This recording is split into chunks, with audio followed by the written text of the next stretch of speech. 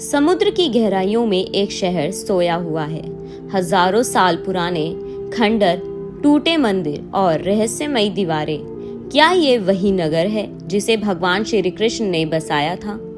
क्या सचमुच समुद्र ने निगल लिया था या द्वारका को? और अगर हाँ, तो क्यों?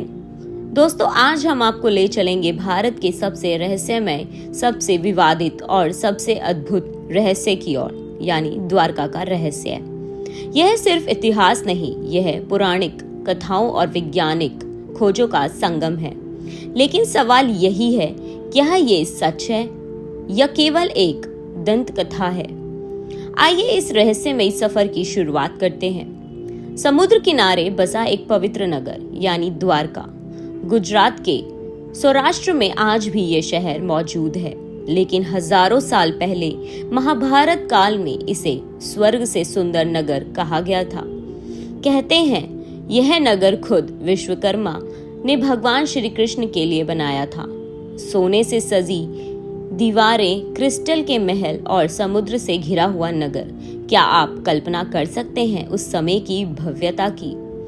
लेकिन सवाल उठता है, क्या इतना अद्भुत नगर वाकई अस्तित्व में था या यह सिर्फ कल्पना की उड़ान है? महाभारत और भागवत पुराण में द्वारका का वर्णन स्पष्ट रूप से मिलता है। जब मथुरा पर बार बार कंस और जरासंध के हमले हुए तो श्री कृष्ण ने यदुवंशी प्रजा को सुरक्षित रखने के लिए समुद्र तट पर यह नगर बसाया था।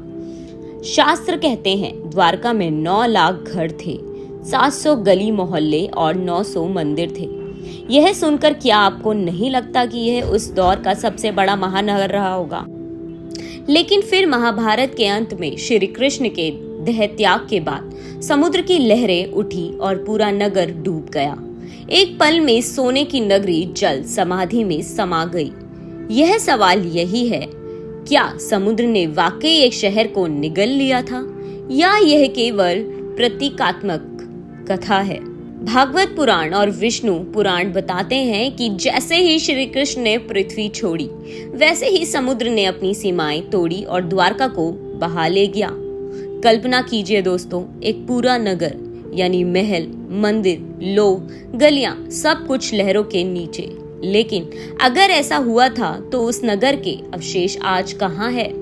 20वीं शताब्दी के उत्तरार्ध में भारतीय पुरातत्व सर्वेक्षण विभाग और समुद्र वैज्ञानिकों ने गुजरात के ओखा और बेट द्वारका के पास गोताखोरी की और जो मिला उसने दुनिया को हिला दिया।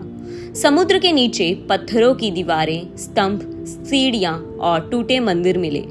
कुछ संरचनाएं इतनी सीधी और व्यवस्थित थी कि यह कहना मुश्किल था कि यह प्राकृतिक है। वैज्ञानिकों ने कार्बन डेटिंग की और परिणाम चौंकाने वाले थे। कुछ अवशेष 9000 साल पुराने निकले। अब सोचिए, इतिहास की किताबें कहती हैं कि मानव सभ्यता लगभग 5000 साल पुरानी है। तो क्या द्वारका ने हमारी सभ्यता के पूरे इतिहास को चुनौती दी है? अब यहाँ 2 दृष्टिकोण सामने आते हैं। वैज्ञानिक कहते हैं ये संरचनाएं शायद किसी प्राचीन सभ्यता के अवशेष हैं, पर इन्हें सीधी महाभारत या श्री कृष्ण से जोड़ना उचित नहीं है। वही श्रद्धालु कहते हैं कि जब शास्त्र और खोज दोनों एक ही ओर इशारा कर रहे हैं तो फिर शक किस बात का है? सवाल ये है, क्या विज्ञान और आस्था कभी एक मत पर आ पाएंगे? द्वारका आज भी लाखों भक्तों के लिए मोक्ष धाम है, लेकिन वैज्ञानिकों के लिए यह एक रहस्य है। अगर द्वारका डूबी थी तो उस समय की पूरी सभ्यता का क्या हुआ? अगर नगर सचमुच समुद्र के नीचे है तो क्यों आज तक उसका पूरा नक्शा नहीं मिल पाया?